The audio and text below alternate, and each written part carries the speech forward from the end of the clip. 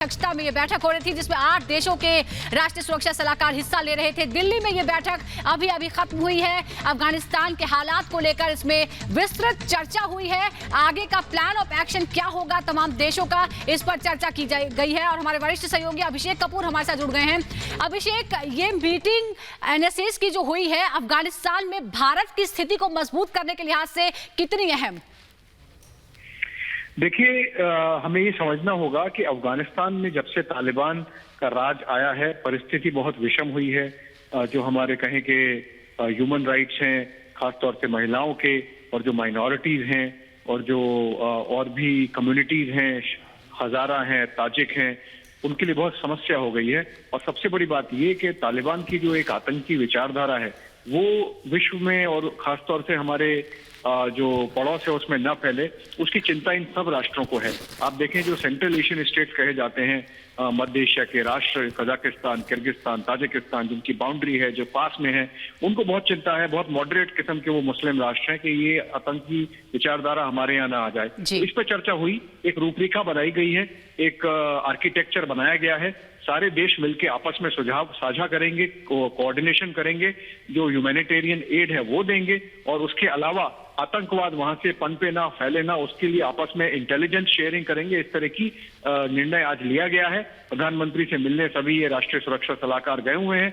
अजीत डोभाल एक राजकीय भोज जैसा शाम को सबके लिए देंगे और उसके बाद ये बैठक खत्म होगी।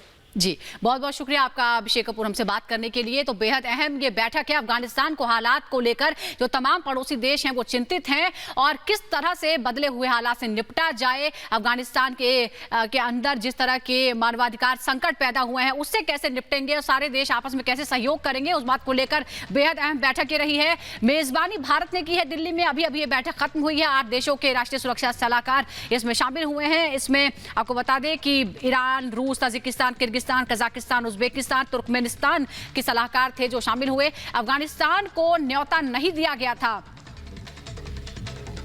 इसके अलावा इसमें चीन और पाकिस्तान को भी न्योता दिया गया था, लेकिन वहां के प्रतिनिधि शामिल नहीं हुए। बैठक में कौन कौन शामिल हुआ है? भारत इसकी अध्यक्षता कर रहा था। अजीत डोभाल भारतीय सुरक्षा सलाहकार इसकी अध्यक्षता कर रहे थे। रूस के प्रतिनिधि राष्ट्रीय सुरक्षाकार इसमें शामिल हुए। इसके अलावा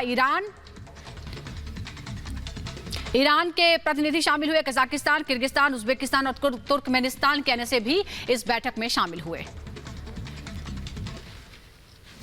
अफगानिस्तान की सत्ता पर तालिबानी सरकार के काबिज होने से पैदा हुई चुनौतियों के मद्देनजर आज दिल्ली में क्षेत्रीय सुरक्षा वार्ता हुई, जिसमें अफगानिस्तान के घटनाक्रम, अफगान धरती से आतंकवाद के संभावित खतरे और मानवीय संकट पर चर्चा हुई।